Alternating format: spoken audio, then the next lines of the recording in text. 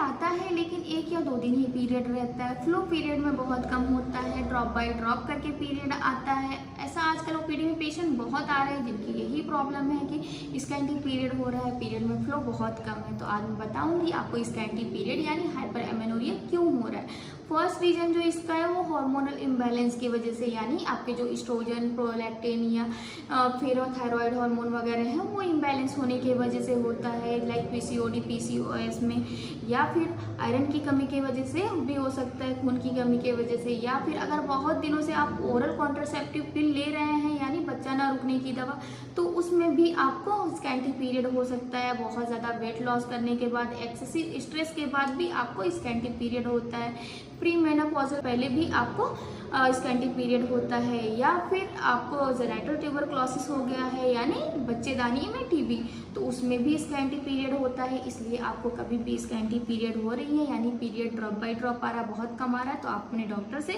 ज़रूर कंसल्ट करें। वो रूल आउट करेंगे कि आपको स्कैंटी पीरियड क्यों हो रहा है। हाँ, अगर आपको इसके ट्रीटमेंट पे वीडियो चाहिए या फिर आपको स्कैंटी पीरियड में प्रेग्नेंट हो सकती है या नहीं जानना है तो आप कमेंट करें।